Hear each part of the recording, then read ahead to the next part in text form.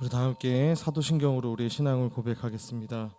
전능하사 천지를 만드신 하나님 아버지를 내가 믿사오며 그 외아들 우리 주 예수 그리스도를 믿사오니 이는 성령으로 잉태하사 동정녀 마리아에게 낳으시고 본디오 빌라도에게 고난을 받으사 십자가에 못 박혀 죽으시고 장사한 지 사흘 만에 죽은 자 가운데서 다시 살아나시며 하늘에 오르사 전능하신 하나님 우편에 앉아 계시다가 저리로서 산자와 죽은 자를 심판하러 오시리라. 성령을 믿사오며 거룩한 공회와 성도가 서로 교통하는 것과 죄를 사하여 주시는 것과 몸이 다시 사는 것과 영원히 사는 것을 믿사옵나이다. 아멘. 우리 다 함께 찬송가 292장 찬양하도록 하겠습니다. 찬송가 292장입니다.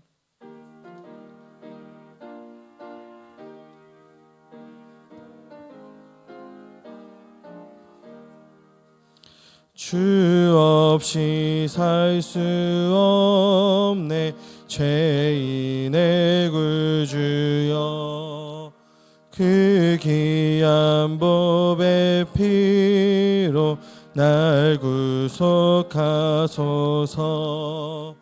구주의 사랑으로 흘리신 보혈이 내 소망 나의 위로 내 영광 됩니다.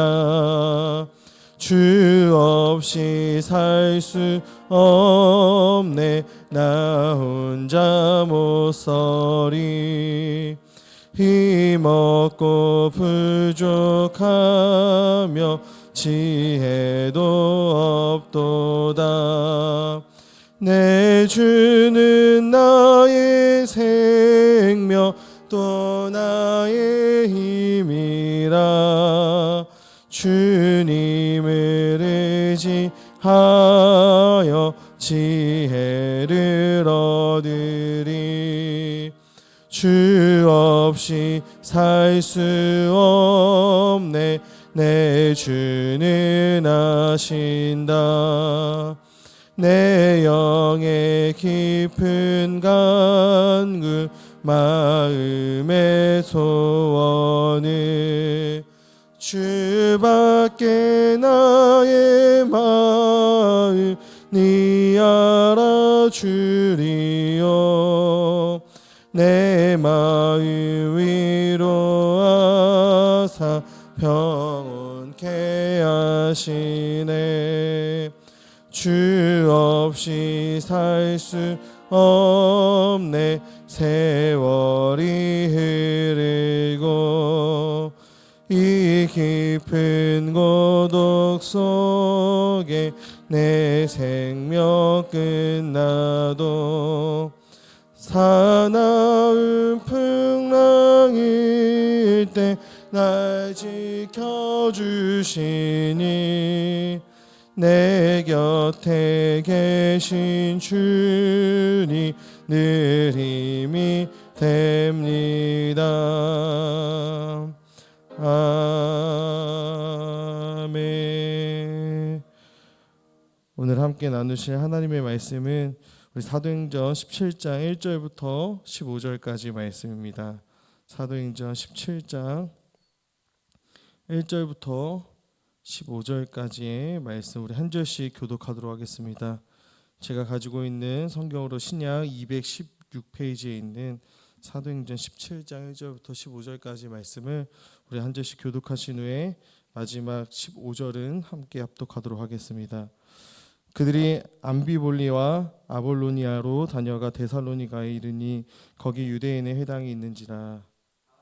자기의 갈래대로 그들에게로 들어가서 새 안식일에 성경을 가지고 강론하며 뜻을 풀어 그리스도가 해를 받고 죽은 자 가운데서 다시 살아나야 할 것을 증언하고 이르되 내가 너희에게 전하는 이 예수가 곧 그리스도라 하니 그 중에 어떤 사람 곧 경건한 헬라인의 큰 무리와 적지 않은 기부인도 권함을 받고 바울과 신라를 따르나 그러나 유대인들은 시기하여 저자의 어떤 불량한 사람들을 데리고 때를 지어 성을 소동하게 하여 야손의 집에 침입하여 그들을 백성에게 끌어내려고 찾았으나 발견하지 못하매 야손과 몇 형제들을 끌고 읍장들 앞에 가서 소리질러 이르되 천하를 어지럽게 하던 이 사람들이 여기도 이르매 야손이 그들을 맞아 들였도다. 이 사람들이 다 가이사의 명을 거역하여 말하되 다른 임금 곧 예수라 하는 이가 있다 하더이다 하니 우리아 읍장들이 이 말을 듣고 소동하여 야손과 그 나머지 사람들에게 보석금을 받고 놓아주니라.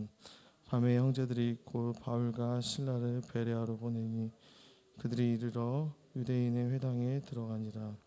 베레아에 있는 사람들은 데살로니가 있는 사람들보다 더 너그러워서 간절한 마음으로 말씀을 받고 이것이 그러한가 하여 날마다 성경을 산고함으로 믿는 사람이 많고 또 헬라의 기부인가 적지 아니하나. 데살로니가에 있는 유대인들은 바울이 하나님의 말씀을 베레아에서도 전하는 줄 알고 거기도 가서 무리를 움직여 소동하게 하거늘 고 바울을 보내며 바다까지 가게 하되 실라와 디모데는 아직 거기 머물더라. 함께 읽겠습니다.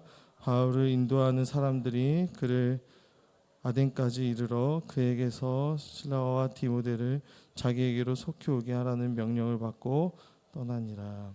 아멘. 오늘 예배의 자리 가운데 나오시면서 5분의 성도님께서 1,000번째 예물을 하나님 앞에 올려드렸습니다. 오늘 이 시간에는 사도행전 17장 1절부터 15절까지 말씀을 가지고 목요일 새벽 예배 말씀을 함께 나누도록 하겠습니다. 우리 그리스도인들에게 가장 큰 소원이 무엇인가라고 하면은 아마 우리 구주 되시는 예수 그리스도를 닮아가는 것이다 라고 이야기할 수 있을 것입니다. 우리는 다 예수님을 닮길 원하고 그것이 성도의 가장 큰 인생의 소원이다라고 할 수 있겠죠. 그런데 오늘 본문 말씀을 보면 이 바울이라고 하는 사람의 이 선교 사역이 많은 부분에 있어서 우리 예수님의 모습을 나타내고 있고 또 담고 있다라고 하는 것을 우리는 이 본문을 통해서 보게 됩니다. 오늘 본문을 보면 바울의 일행이 암비볼리아와 또 아볼로니아를 거쳐서 이제 데살로니가라고 하는 지역에 도착하였습니다. 그리고 이 바울이 데살로니가에서 행한 선교의 사역이 여러 가지 부분에 있어서 우리 예수님의 모습과 또 예수님의 사역과 닮아 있다라고 하는 것을 오늘 본문은 우리에게 보여주게 되는 것이죠. 첫 번째로 바울은 간습적으로 먼저 유대인의 회당에 가서 하나님의 말씀을 선포하고 있습니다. 바울의 1차 선교 사역은 어디서든지 먼저 유대인의 회당에서 복음을 전파하는 것으로 그의 선교의 사역이 시작이 된 것입니다. 바울의 이러한 전략은 바로 예수님께서 유대인의 회당에 들어가 가르치셨던 것을 반영하고 있는 것이죠. 예수님은 늘 하시던 대로 이 회당에서 가르치신 것처럼 이 바울 역시 자기의 관례대로 이 회당에서 가르쳤던 것입니다. 예수님과 바울 모두에게 이 회당이라고 하는 것은 이 사역의 출발점이 되었던 것이죠. 두 번째로 이 바울이 행한 설교는 또한 우리 예수님의 설교와 닮았습니다. 바울은 회당에서 어떻게 설교를 하였는가 했을 때 구약 성경에 근거하여서 그리스도의 고난과 부활의 절대적인 필요성을 그는 역설하면서 이 구약의 예언을 성취하신 분이 바로 예수님이다라고 하는 사실을 새 안식일에 걸쳐서 확증하고 있습니다. 바울은 이와 같은 설교를 다른 곳에서도 행해 왔습니다. 그는 다메섹의 유대인의 회당에서 예수님을 하나님의 아들이다라고 증거했고 또 유대인에 의해 죽임당하신 그 예수님이 바로 그리스도다라고 선포하였던 것이죠.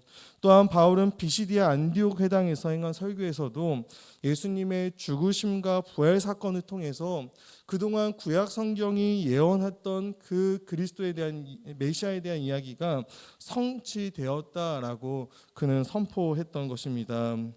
예수님의 설교와 또 바울의 설교를 연결하는 고리가 있는데 그것은 바로 그리스도라고 하는 단어와 고난과 부활이라고 하는 단어의 결합입니다. 부활하신 우리 예수님께서 이 엠마오로 가던 두 제자들에게 처음으로 그리스도의 고난과 부활의 필요성에 대해서 말씀하셨습니다. 이처럼 바울 역시도 이 세 단어를 연결해서 구약의 핵심이 다름 아닌 바로 그리스도의 고난과 부활이다라고 그는 제시하고 있는 것이죠. 당시 유대인들은 왕이신 그리스도의 영광만을 인정하고 그의 고난의 절대적인 필요성은 거부해왔습니다. 그래서 바울이 메시아의 고난을 강조하는 것은 그에게 상당히 중요했던 설교의 사역이었던 것이죠. 바울은 구약에 예언된 이 그리스도의 고난과 우리가 최근에 있었던 예수 그리스도의 십자가의 사건을 연결했던 것이죠. 그래서 오늘 본문에서도 이렇게 기록하고 있습니다. 내가 너희에게 전하는 이 예수가 곧 그리스도다. 내가 너희에게 지금 전하고 있고 이 이야기를 들려주고 있는 이 예수가 그동안 구약 성경이 계속해서 우리에게 알려주었던 이 메시아, 이 고난과 영광을 함께 받을 그 메시아다라고 이야기하고 있는 것입니다. 세 번째로 바울은 예수님의 전도의 지침에 따라 그는 또한 복음을 전하고 있습니다.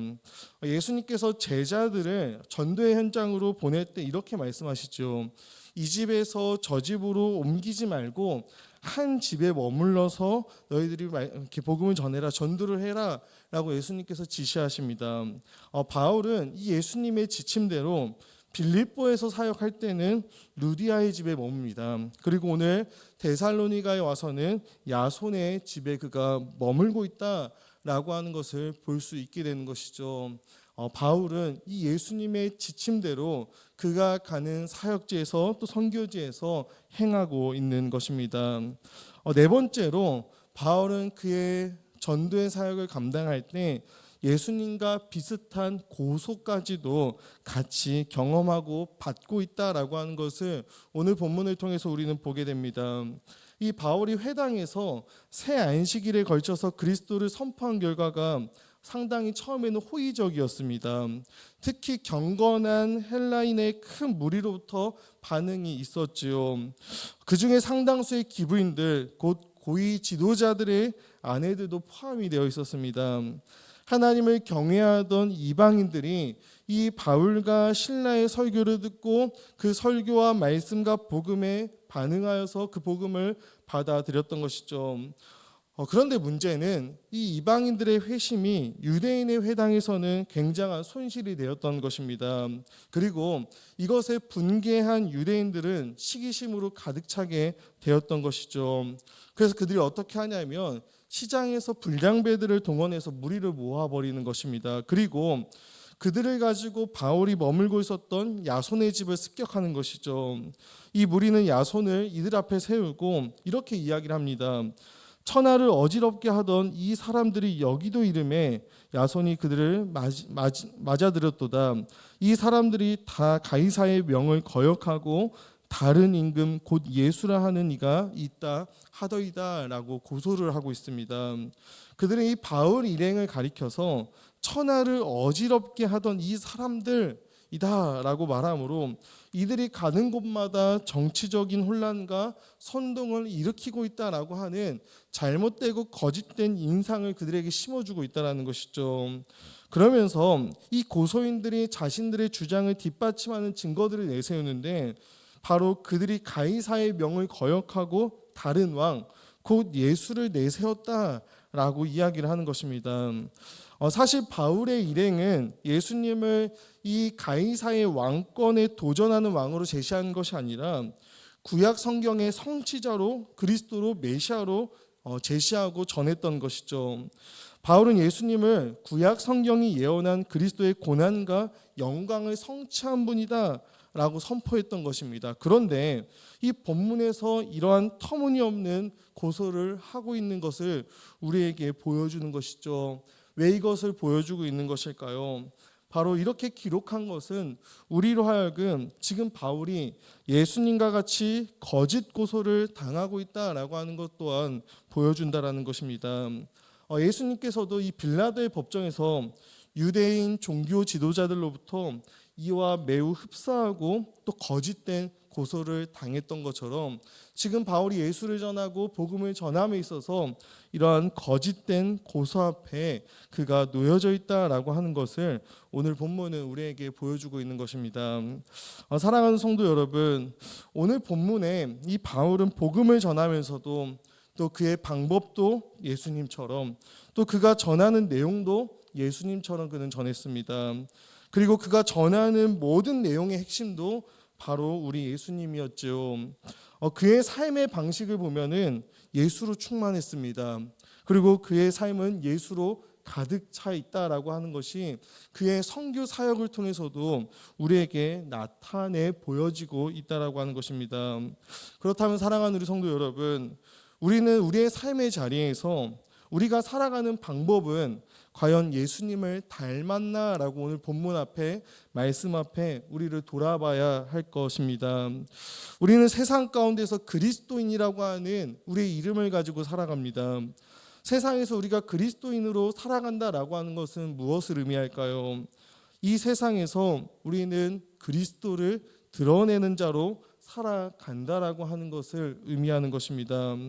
그런 우리에게 과연 내 안에 그분을 닮은 모습, 그분을 나타내는 모습, 그분을 드러내는 언행이 과연 있냐라고 하는 것이죠. 우리의 삶이 과연 우리의 모습이 예수님을 닮아 있습니까? 내가 하는 말들, 내가 하는 행동에 우리 주님께서 하셨던 그런 말들이 담겨져 있고 우리 주님께서 했던 행하셨던 그런 행동들이 과연 담겨져 있으십니까?